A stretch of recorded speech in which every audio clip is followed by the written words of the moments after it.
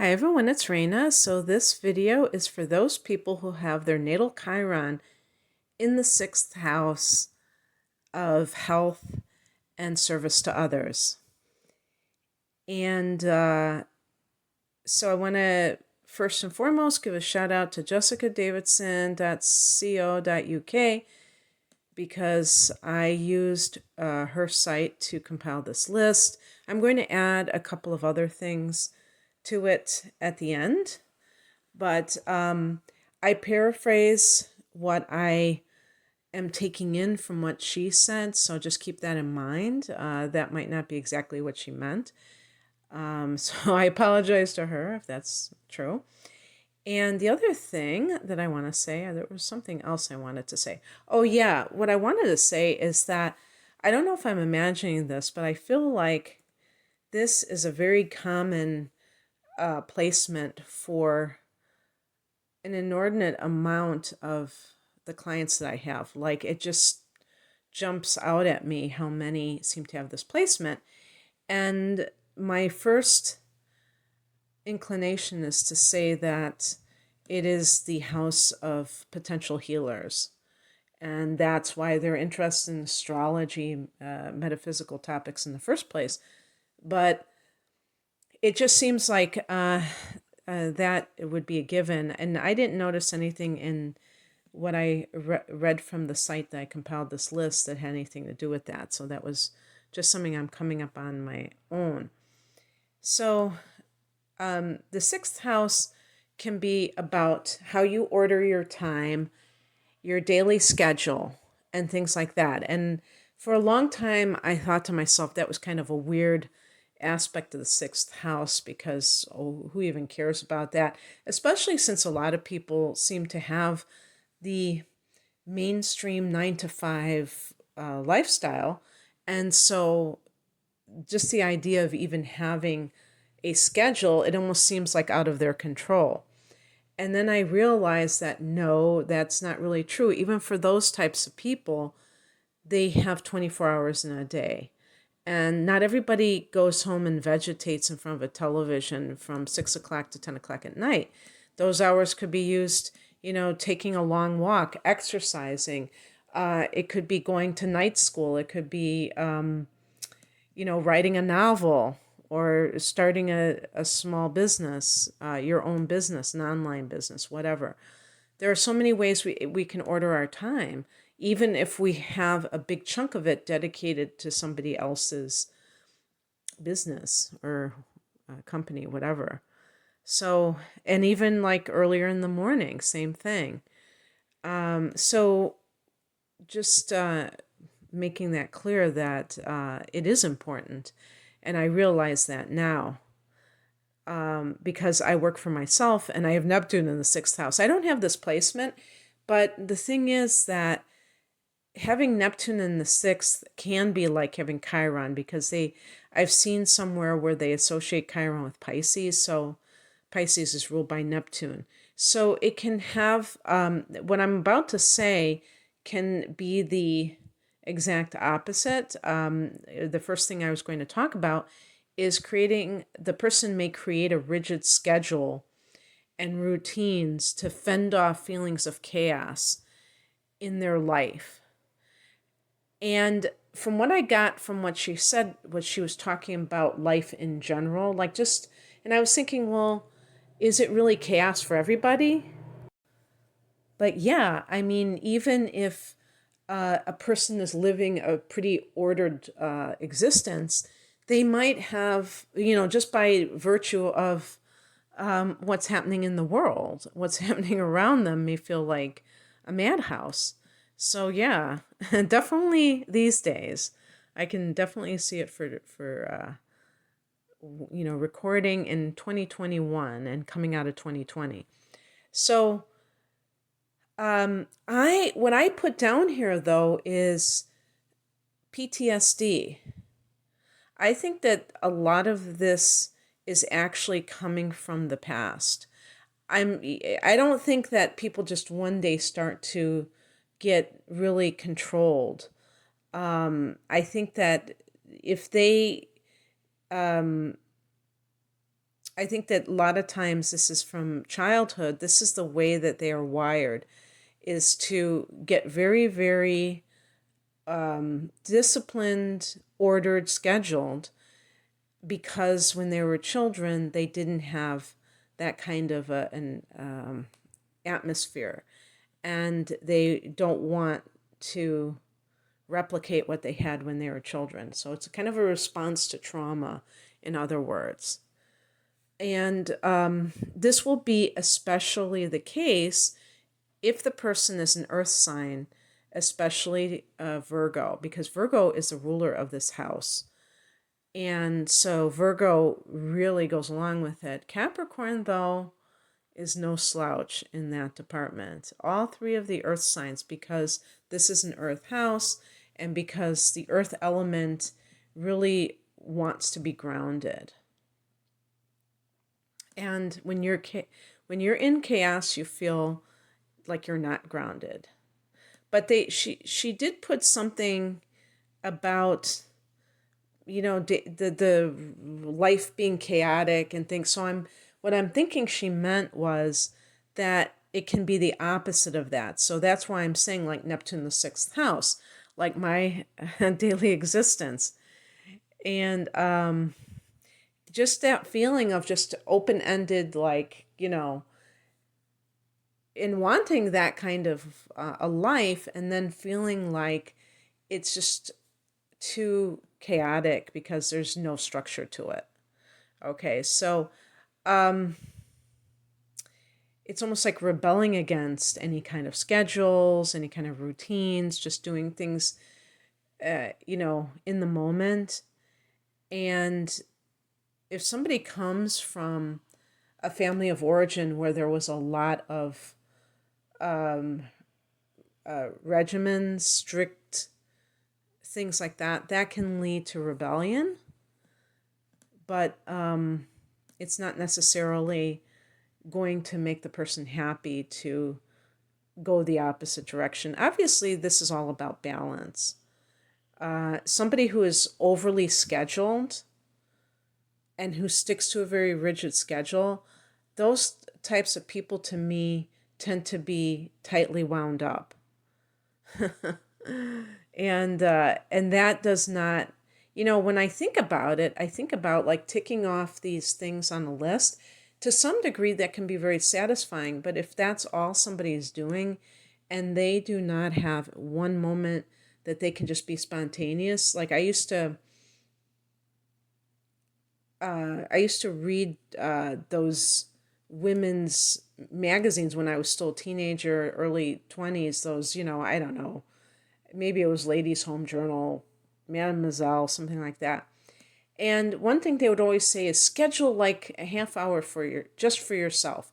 Take a bubble bath or do something like that. And I used to think that, to me, that would be hell if you have to schedule a half hour. If your life is so packed, jam-packed with obligations, that to me is hell. Now, there might be some people who are absolutely passionate about everything on their to-do list and every appointment that they have to make.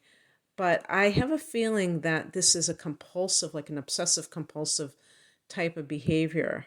And that was kind of the vibe that I got from this whole challenge of the sixth house. Because remember that Chiron is a wound. It's where it's an unhealed wound. So it means that the person is sensitive about this issue, feeling pain about what is going on in this area of life. So another kind of what I would call connected challenge issue that's connected to that rigid schedule is diet. This is the house of health, and Mercury is a ruler of this house and can deal with diet. This can be over controlling your diet and exercise. And, typically we would call that an eating disorder if somebody is controlling something, being extreme about it. And even like exercise can be part of one's eating disorder. An anorexic can exercise for 2 hours and be excessive about it. So I would imagine that all of these, the opposite could possibly be true as well, where the person's rebelling against that. But this is really about I would say, I don't want to get too much into the opposite of that, because then it kind of waters down what this area means, which is really about kind of what I would say abusing the idea of schedules and routines to make somebody's life make sense. So they're going to try to they're going to try to be excessive about a certain area because it gives them the illusion of control. And then they can feel like life isn't a complete insane asylum. When if they could just admit it and say, yeah, this world is an insane asylum, then they can move on. But they want it to not be that way. So, I might even just say in general, this could be a control freak. And somebody who is a control freak suffers a lot because life is not in their control 100%, to say the least. Your unhealed emotional issues could express in your body. And she used the term psychosomatic, and I haven't used that term in a while. I was looking for that word the other day because I said hypochondriac for something. And that's not quite the truth in all cases. It's not somebody just looking to manipulate and looking for attention for people who feel sorry for them. They may actually feel like they may actually have things happen in their body. People with Chiron in the 6th house. They're not making it up. But in a way, they're creating it and making it up because they're transferring their emotional pain into physical pain. And if we took that concept even deeper, we could perhaps see that emotional distress and suffering might be from a lack of spiritual acknowledgement, but that's an issue for another time. So it's just like when somebody has an unhealed emotional wounds, and maybe they're just rejecting their shadow side. And if your sun is in Libra, for instance, this can be somebody who wants to be nice, and yet they are full of rage because there are certain things that have happened to them in the past and that maybe are continuing to be in their life that are very, very angering, saddening, whatever, and they feel like ashamed of their darker emotions or just blocked in some way. And I'm not picking on Libra. It's just a sign that tends to go there. And a sign like Pisces, for instance, maybe even Cancer. I don't know about Scorpio. You never know about Scorpios, but for sure, Pisces is similar to Libra.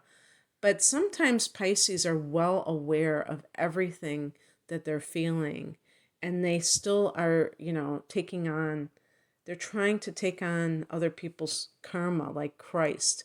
That's really what, when we talk about the crucifixion, it's like a metaphor to me for taking on it's not really the sins of humanity, but the shadow of humanity.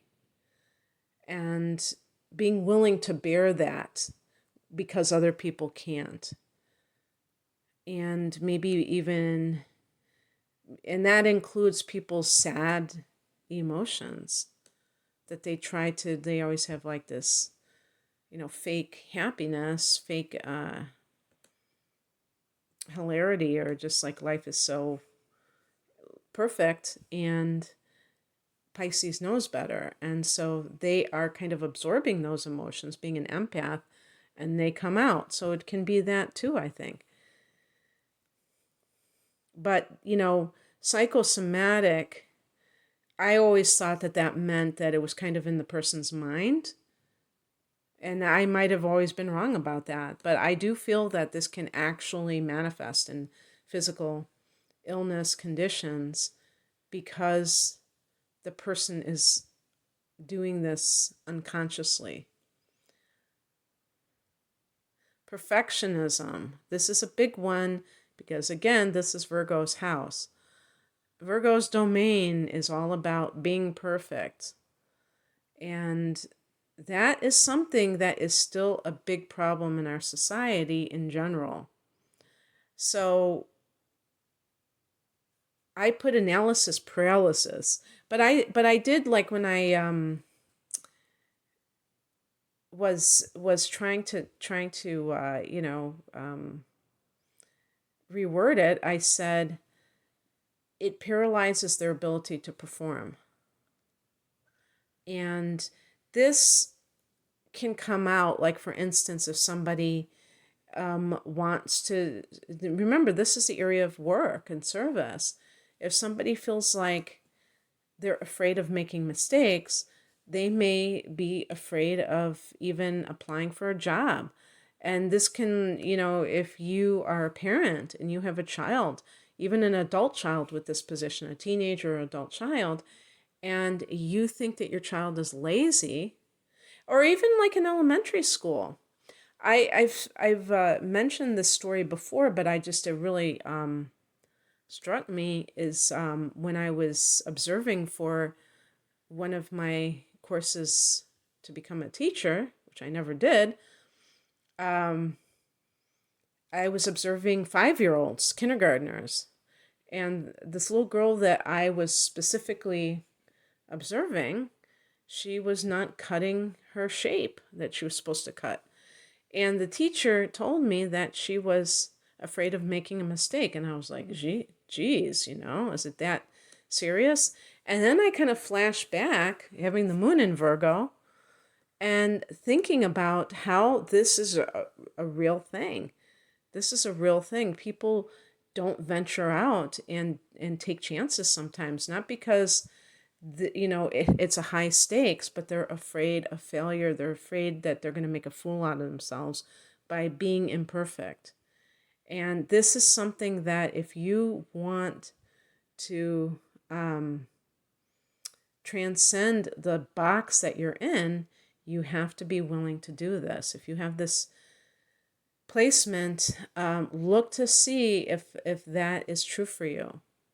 Because if you can get past it, and for me, like, even this was very healing doing this on YouTube, because I used to make videos over and over again, and I don't have like top of the line equipment or recording devices or anything, but I used to be like, oh, I said or I did this, I have to like edit it, I have to do this, and it was crazy. And finally, because I was making enough content, or so much content, I was like, I can't, I'm gonna have to just risk being seen as like unprofessional, whatever that word is that you think that you're going to look like. Risk it. Doesn't mean that you have to be sloppy. There's some middle ground, but you may be totally holding yourself back, and it's something that you really want to do.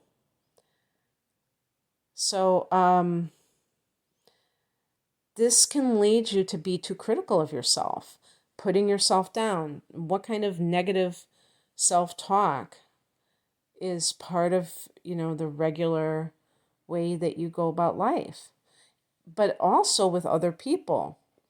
And this can be problematic when you're dating. Maybe you have a hard time finding somebody that you deem worthy of dating because you're too critical. I was going to joke and say, because for a minute I was thinking of a Virgo person, and I was going to say, and if you have inner planets in Libra, then you might be, think that the person doesn't dress properly. Then you really might be criticizing every little aspect about them. And then the last thing I wanted to mention is imbalanced relationships. I forgot how she put it, but she used the term the teacher or the servant, and I said the expert or the slave to kind of paraphrase, because the the kind of how Virgo is ruled by Mercury. So Virgo collects useful tidbits of information on how to kind of navigate the material world. And so a Virgo person can be very handy because they tend to read a lot. They tend to like to read nonfiction, how-tos, so that they can improve. That, Virgo wants to improve situations and help others.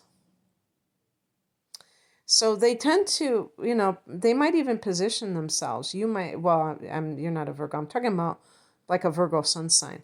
Positioning themselves as experts in a certain area. But in general, a Virgo person might get involved in relationships where they are always helping their partner get with the program, grow up, take responsibility, what have you. If you have Chiron in the 6th house, I'm assuming that would be something like that. And that's what they mean by the teacher. Because what's wrong with being a teacher? There's nothing wrong with being a teacher. The only problem is when the other person didn't ask to receive a lesson from you. And some people want to do things they don't want to be lectured at. They don't want somebody trying to, quote unquote, improve them. The slave. This is the Virgo, the 6th house is the house of the servant. So because Virgo loves to help, this can translate into someone who is doing for somebody else what they should be doing for themselves. Or if you're in a workplace environment, maybe you always attract situations where you have to do the work of two people. That there's always somebody who's taking off, whatever it is, maternity leave, they have to, just some kind of a health leave, and the boss knows that you are very efficient, and they call on you to pick up the slack. But maybe it seems like it never ceases, that if anything, it's always growing and you're being asked to do more and more, and you may give in because you want to be needed. And that is where it gets, I would say, dysfunctional, because not only are you hurting yourself because you're maybe you're pushing yourself too hard, maybe you're working too many hours, but you're also maybe not getting the money that you deserve in this situation. So you're not even sometimes getting the financial reward for sticking it out and stepping up to the plate. So, but on the other, in addition to that, you could be enabling bad behavior, whether it's from a boss or from a partner in your private life. So, yeah, it's a very interesting area to look at for, the themes that are present here. And I hope that this resonated. If you would like a private reading, the link is below. I'm at rainandmoonastrology.com. Take care. Bye.